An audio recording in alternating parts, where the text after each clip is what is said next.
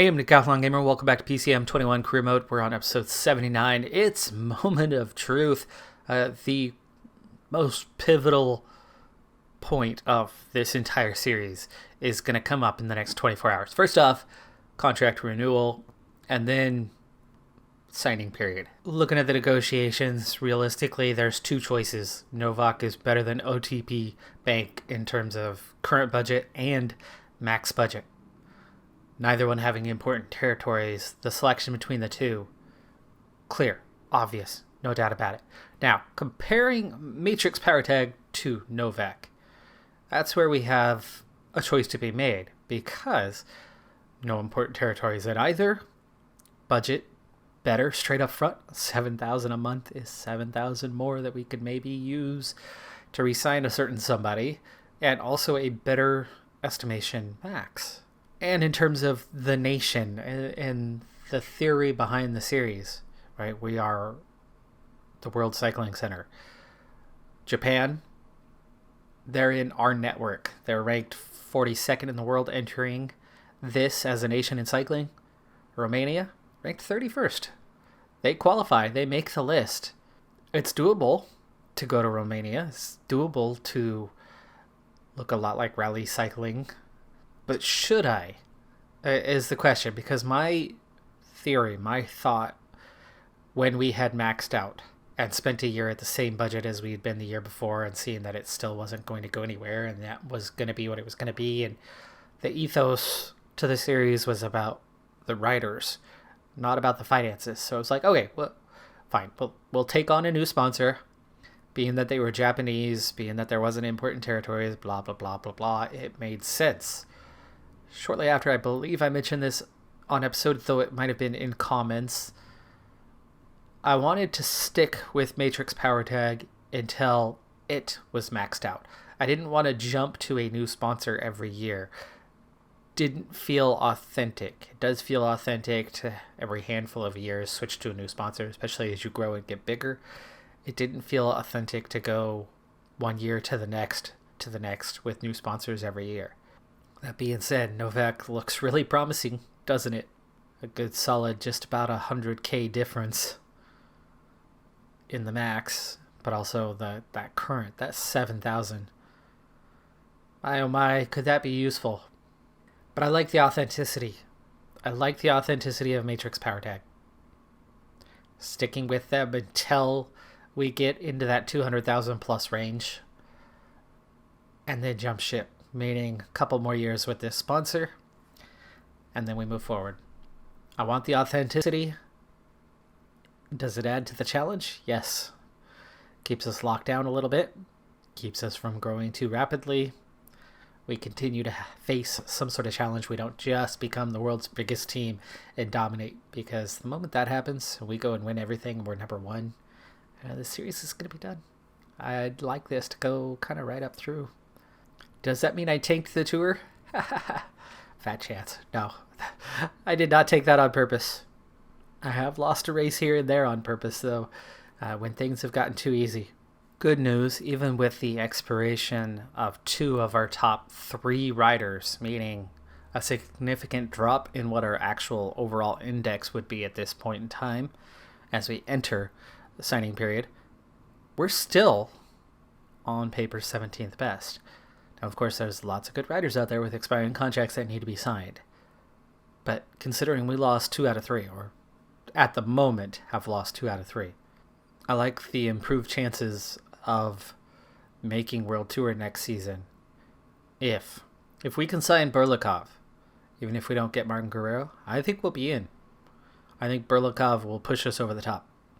Meaning we are going to go pretty deep. Pretty deep to try to hang on to him. Next thing of note, as we start to take a look at the contract page, and I'm going to do the work behind the scenes to add up our existing salary plus our salary for next year, do the math on how much we have to spend before we go in and start signing. Also, do a quick evaluation of the team of, is it possible if we literally spend every last dollar that we have to sign Burlikov, and it leaves us with $200 a month left over? right? You have to have something left over. You cannot sign them for more than what you have. We have not done anything with staff as of yet. The 23-year-old 82 overall Berlikov would be fantastic to hang on to. Can I do it for every dollar? Do I have enough of a team left over with him and all of them? Is that enough? I'll check that. And then we'll jump into our signings.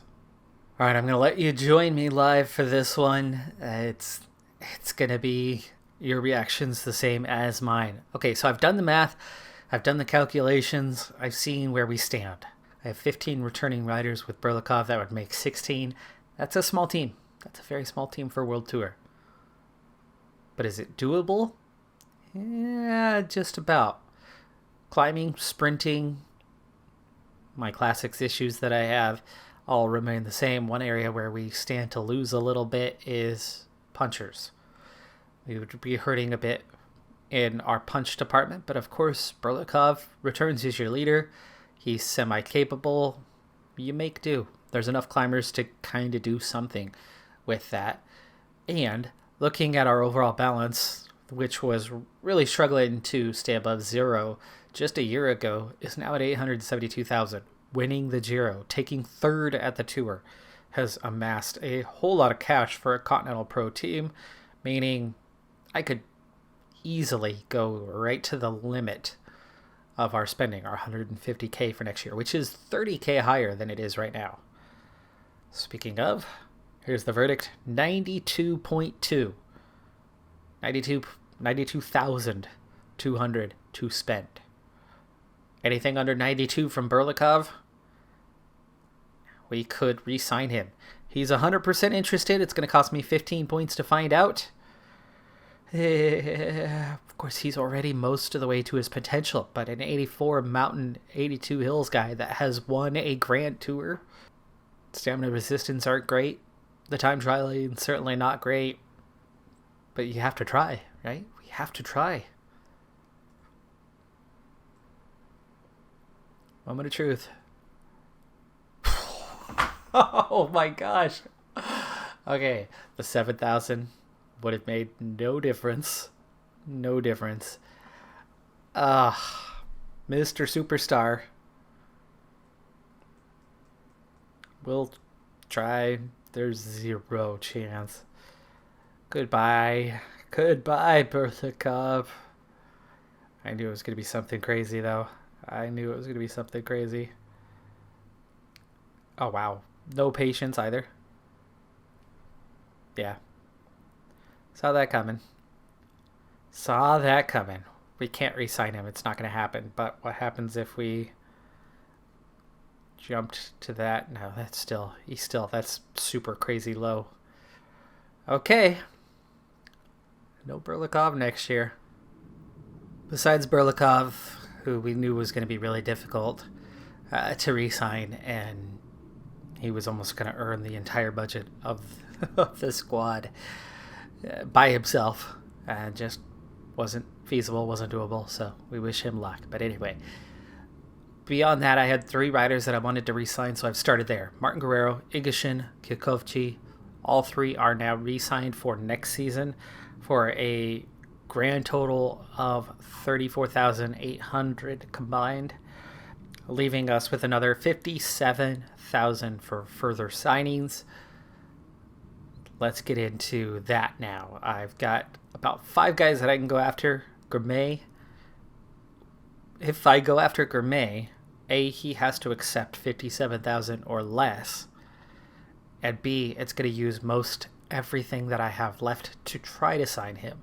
I want him, strong sprinter with an 80 overall, but at the 18 points and only 75% interest, I don't think we can afford him. I really don't. Martin Guerrero was 17,000 on 100% interested. Gourmet is probably going to be 70 to 80,000. I just don't think we can afford him. And when the interest isn't 100%, that could easily be closer to 85, 90,000.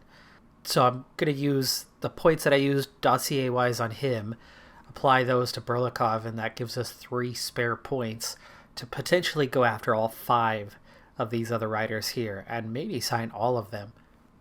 3 more riders signed, all Northern Classics guys, though not fantastic, but it's going to help complement what we have with Galvez giving us 4 Classics riders. That's a huge step towards being competitive. And as we begin competing more and more in World Tour races, whether that's as a Conti Pro team or whether we actually do succeed in making World Tour next season without Berlikov, I'm not sure that's going to happen at this stage.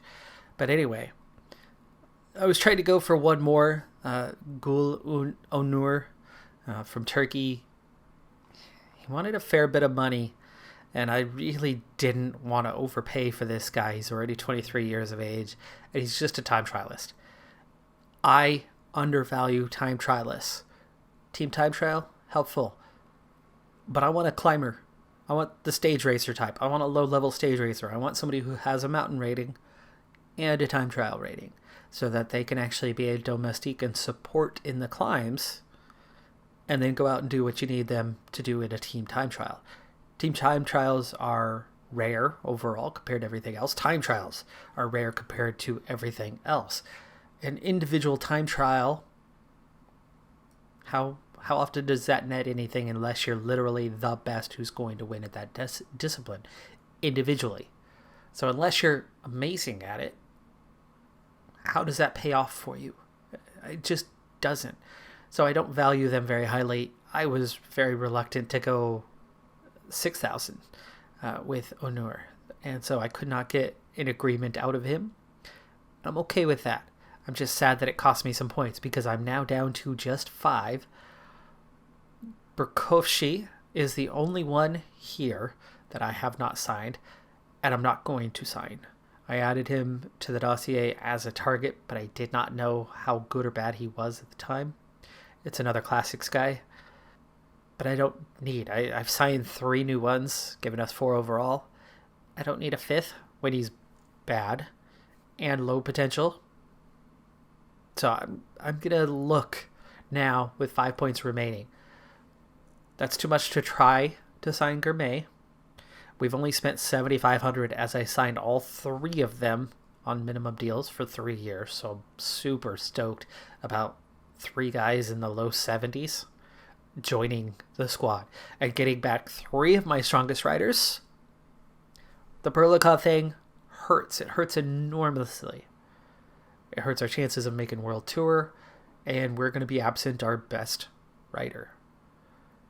That being said, I'm happy with the other deals so far. I'm happy with the deals we have succeeded in. We're bringing back 3 of our best riders, and we're bringing in 3 strong Classics riders with some or a lot of potential among the 3 of them on minimum deals, on 3-year deals. I think we're adding another element to our team. It's going to make us way more competitive in Classics than we are currently. It's not going to make us win Classics, but it's going to make us more competitive. It's going to make us possibly, fighting for top 10s at least, instead of hoping and praying and barely getting in the top 25 or getting in the top 50 because we have one guy and have no support for the one guy, and then the one guy has a negative race day condition going solo, and all of a sudden that's it. He's done. He's alone, and it'd be nice to be fighting for top 10s. I'll take that for now. Let me see what I can do with 5 points, though. Sometimes when you go in and look at a player and look at their evolution, it gives you a clear track of how they have progressed. Right now we're looking at Hertz Rostal, Venezuelan climber, 24 years of age. You can see he leveled up somewhere between last July and September. Hasn't leveled up since. It's a bit of a worrying sign. You can see at least 2 levels there. You can see 3 levels progressed. You can see 4, 5, 6, 7 to 8 levels of progression. So roughly 8 levels of progression on somebody who's a 5'8 potential. But one of the key things here is, where does it start? 2021. This is a regen character who is 4 years old in my eyes. I look at the age of when they had their regen, because clear pictures like this aren't always there. And if you know the leveling system, it gets harder and harder and harder by level. Hence he leveled up really fast. Since that time, he's suddenly leveling up very slow. Now, he's due his next level. He is going to get better. And he is already a decent climber with a 74. Kevin Rivera, for comparison's sake, Rivera is a 73 overall climber. Very similar attributes. But Rivera is like 29 years of age and probably 17, 18 levels done. Rostal looks like he's about 8 or 9 levels done. He's got further to go. He's got more development to come. He would be a better choice when you compare the two. Even though he's got high potential, like I said, he's already well into his leveling, meaning he's going to level up slower now. So from where he was to where he is to where he has to go, looking at that, I'd put him more like a potential 3 kind of guy. Relative. Sometimes when you look at the evolution charts, it looks like this, though. You don't see anything. And when you go back, you don't see anything. Doesn't happen. But then you get this little magical piece right here. This is a clue. This is a hint. See how it disappeared? Look where it disappeared at. Let it reappear and disappear. This is a character that was just generated this year. Yes, he's 20, but he was just generated this year. And he is a 74 overall. Now, growth rate, he's probably 4 or 5 levels in by this point. August, he's probably gained about 5 levels, maybe 4. But he's got a lot of levels to go. He's got good potential. At a 4.7, he will develop nicely. He's a 74 overall. This is the best choice that I have. But there are 2 issues. Just 2. 1, he's a Baridor. 80 flat. That's the reason why he's got a 74 average. This is a early lead out kind of guy, flat stage, not actually a sprinter, but will get you domestique style towards the end. He will develop, he will grow, we can assign points as a puncher. He'll get into the 70s. We could assign him as a sprinter. He might get to about a 70 with his sprint. He'll definitely get some acceleration, and that would be nice, 78 or so. And again, would be a good lead-out rider. But what else is he going to do for us? I just don't see him doing much. Savitsky Baridor, same thing. Both choices. They only cost 1 point to go after, though. And we do have money to throw around. May not be the worst option to try to sign one of them with any remaining points, because nobody's at 5 points. We have 4 points, we have 2 points, or we have a single point. With only 1 point, if we could sign him for minimum, I wouldn't do anything otherwise, but for minimum, yeah, I might go for one of those just to get him on the books. Like I said, they are a lead-out rider. They're a domestique, nothing more, but good flat rating can certainly help. Here's what I'm thinking about doing, because we, for one thing, still have a good amount of money to spend. We still have 50,000 available, but I only have 5 points. So it's about the number of riders I can get after, not necessarily the amount. Though, of course, there's next year. There's Gourmet, there's Berlikov. Probably not signable in a year. They're going to have multi-year contracts, whoever they end up with. But there's the equivalent of one of them out there, potentially. Somebody that we weren't able to sign in past years that has an existing contract that'll expire next year. Anyway, Bernotas, another Lithuanian, 72 sprinter, total unknown right now. Probably sign him for bare minimum. He's only going to cost 2 points, and you can see the timeline-wise, he's a new gen. He's first year. He's a little bit punchy, and he's definitely capable as a sprinter. Already a 72 sprint, 75 acceleration, 75 stamina, 74 flat. That's a pretty solid starting set of rankings. Now, he's going to be a handful of levels in. He's not a level 0, but if he's 4 levels in, he's still going to level up really fast, meaning probably before the end of next season, he'll be a 74 or 75 overall. 3.6 potential, as long as he's not a 3 anyway. The only good thing, if he is a 3, is that means he's barely started to level up and has lots of potential still. He just won't level up terribly fast. Either way, you're looking at a pretty solid option. And I think I can go after 3 players this way. I can get 2 2s and a 1. Get one of those Baridors, who's that little bit better. And I can get a couple 72s overall. Adding 2 more sprinters to the books, where we've thus far failed to have that real breakout sprinter so far. We're getting better and better in the sprint, but as we are in the World Tour and we don't have anybody better than a 74-75, and we continue to find guys that aren't better than that don't develop as we hope they would, a 74-75 does nothing in the world of sprint at World Tour level. Just breaking into the top 10 is ridiculously hard. So taking a shot in the dark at 2 more young sprinters that could be that breakout star, that could get it at least up to a 78-79 in the sprint and make us competitive, we'll take a shot on that. That's where we're going to spend our point. The next one is a 21-year-old. He was not a 2025 new gen. He was a 2024 new gen, but only a year and a half in. He's definitely not too many levels. Also another 3.6 potential, but we're stealing him away from DSM development team. 72 sprint, 75 acceleration already. We'll see. It's not the greatest option, but he does have a 70 cobble, so we can actually add him into our classics group. And with some development, he's very well-rounded. With some development, he could be pretty okay. And it turns out that Savitsky is not going to be joining us. That last point that we had, I just wasn't willing to budge on this one much. I only wanted the 1-year deal because he didn't want minimum money. If it was $2,500, I would have signed him to a 3-year deal, no problem. Easy peasy. Important riders, an acceptable role for me, no problems there.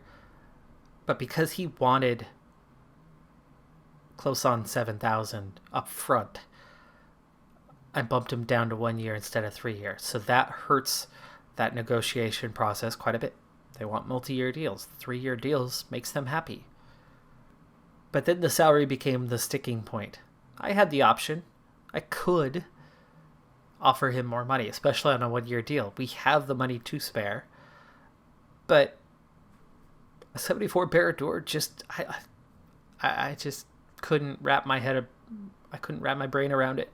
I could not accept him making Kyokovchi or Igashin type money. Just couldn't do it. But there's the salaries of all of our signings for next season. We have 8 riders coming in. We do have some going out, but 8 riders is a solid number, and we're still going to have quite a bit of money remaining. Nearly 50,000 left over for next season. That, for one thing, staff, we'll be spending some money on staff. But with that, we're gonna be able to make a bit of a push. To be able to make a bit of a push in the staff front to help get some development out of these guys. And then we're gonna be set to be able to go quite a bit bigger next season, because A, that 50,000 is left over. B, we're gonna have plenty of additional expiring contracts next season. And C, we're gonna have a bigger budget. I don't know what it's gonna be, but 180, 190, something along those lines. You add in another 30 to 40,000, we're looking at over 100,000 plus for next season to go after somebody. I'm not sure if we're headed to World Tour next season, though. We might be stuck in Continental Pro another year. And here's the look of the team for next season as of right now. Of course, we're out of points, so it is going to be what it is. At the moment, we sit 13th on the table. I don't think that's going to end up being enough. You can see Quebeca, ASOS are actually just ahead of us already.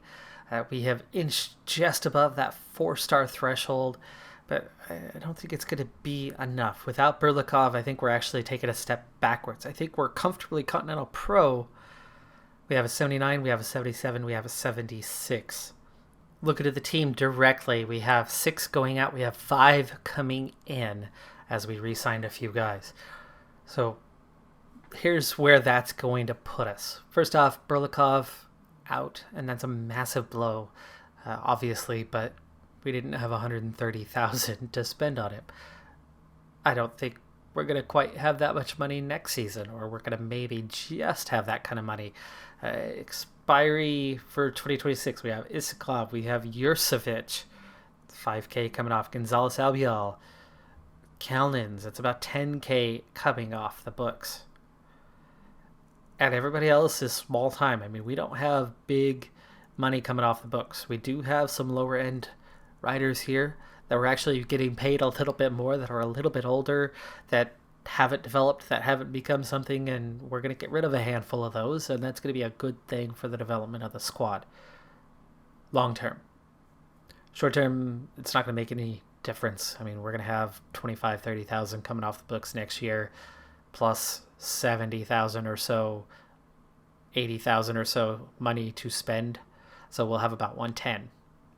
That's still not Berlikov kind of money. We still have to do that mostly as an in-house type thing for the most part. But anyway, the 6 going out. So Berlikov, obvious, and that's a massive blow because that would have meant World Tour. Those 3, that would have been World Tour. Those 2 plus Isakov probably would have been World Tour. I would have happily sacrificed Martin Guerrero for Berlikov. Not to be. Okay, moving on. We have the rest of the top riders in our team back. The only other 74 plus that we have that we are losing is Roberto Ramon, who is a good time trialist and nothing more. Good for those team time trials, but I'm okay losing him. We tried to sign one of those. We have one in Riabovis, which Riabovis is a better climber. Ramon, not terribly helpful, just the time trial rating. So that's okay. That's okay that we are losing him. That is not painful in any way. Kevin Rivera, it hurts a tiny bit losing him. He's a 74 mountain rating, but he's already 27 and he's not high potential and he hasn't really developed since joining us. I believe he was 72 overall. And 3 years later, he's a 73 overall. Okay. That's it. That's fine. That's fine. And I think we're getting some better options in the 5 that we signed. One important thing about what we did at the end, signing 2 sprinters who have a chance to develop, and not getting that third guy, the Baridor, but getting those 2 sprinters, important. Because look, a 72-71 sprinter, Arnautovic, we got him young, hasn't developed much. He was a 69, he's a 72 now, but that's 3 years later. He was supposed to be high potential, doesn't look the part. Pluto, he's been with us for quite a while. More than 3 years, I want to say. He's been one of our earlier recruits. At 27 now, he's almost fully developed, and he's only a 71. We got him in the 60s, but those guys, we're looking at a 74-74 and a 72-71. The 2 guys we're bringing in are already as good or better than these 2, and very young and will develop. That's an upgrade for same money. Lastly, Jakob, stage racer who we signed young, who was supposed to have potential, hasn't shown it. For every Berlikov, you're going to have a Jakob. It's going to happen. He's gone. But we have a few more young, talented riders coming in. Overall, though, it's a bunch of 73s and 72s that we are signing. And like a 71. It's a bunch of classics riders that we are signing. So it's going to give us something that we don't currently have, and that's good. But overall, it's a big step back, losing Berlikov.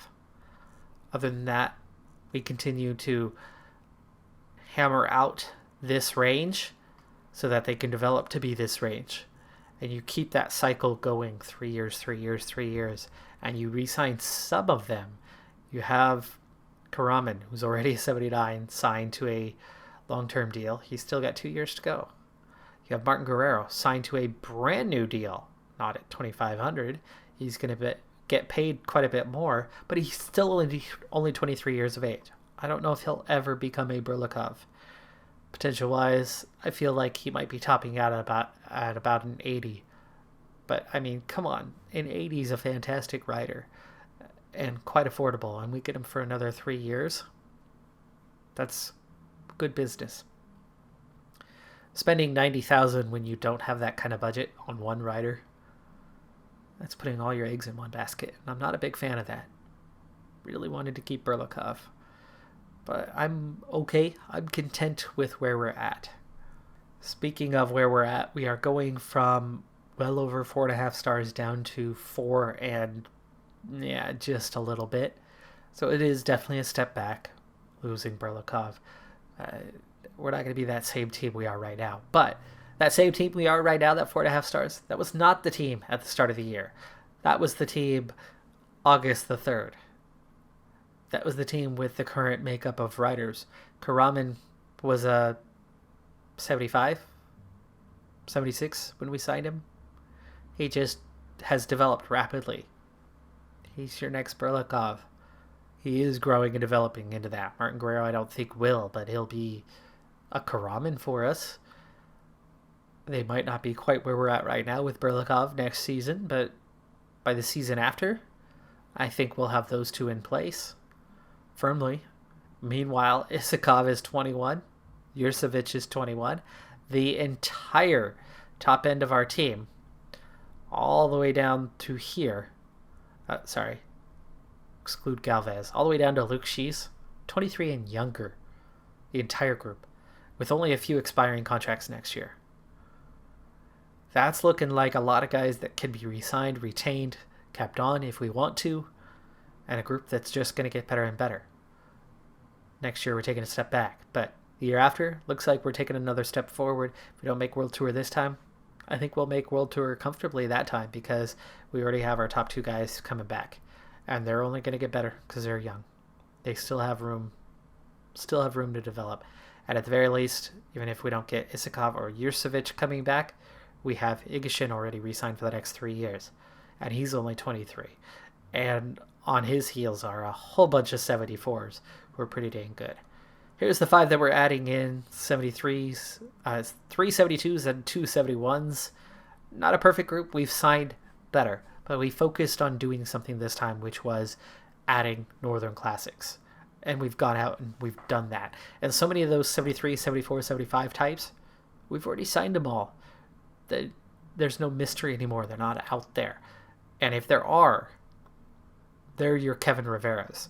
They're your guys that are already mid-late 20s that aren't going to develop. You sign them and they stay where they're at. Anyway, this is what the team looks like, though. And again, step back. We're not going to be as punchy.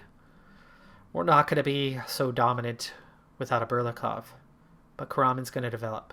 And you can already see there is some progression. We are adding something a little bit more well-rounded. Sprint is where we're leaving off at, but getting younger with potential. It'll grow. Time trial. Oh, okay, we're losing one guy, but we'll be okay. And we're losing Berlikov, and he's not a great time trialist. Anyway, I'm rambling. I digress. Finances are good. I'll be able to get staff signed. And like I said, I am content, even though we are losing Berlikov, and yes, that hurts. I don't know what next season has to offer, but I know we've had a good season. Of course, we are not in La Vuelta, so we're not going to get an opportunity to score a massive amount of points the rest of the way. We're just about done, but in the World Tour, we have managed a top 10, at least into August. Continental, it's our game. We're in control. And overall in the Super Prestige, we are 5th. We are in a strong position. We're not going to be the best team out there, but we've had a really solid season from a Continental Pro level, from an approach where we still didn't get into a lot of races. And as we are the top team coming out of those rankings, even if we do remain Continental Pro, we're going to continue to get a good amount of invites to World Tour races next season. It would just be nice if, we were World Tour. But it's not over. It could happen. We might. Right? If you get the few top teams signing your Berlikovs and all your best riders and not divvying those out to some smaller teams if they can't afford them, then we might stay right where we're at. Not 13th, but, maybe top 19. Crazier things have happened. I just don't think it's going to happen. I think we're going to be Continental Pro. damn it on that part, but Berlikov, he got too good for his and our own good. That's going to do it for this episode, though. I know no racing today, but I think this was our most important 4-day stretch from the contract period to the signing period on the 1st of August, now 3rd of August. I think this was the most important 4-day stretch we've had in this series, and it deserved it. I know some of you love the racing and don't care about the contract signing, but others love the contract signing, and the racing is just there. It's just another entity. So I didn't mean to do it 2 seasons in a row to have like a full-on special, but it turned out that way. Next season, though, we're definitely going the right direction. It's going to be about moving to bigger and better things. I'm the Decathlon Gamer. Like, comment, subscribe. I'll see you next time. Have a good one. Be safe out there. Bye for now.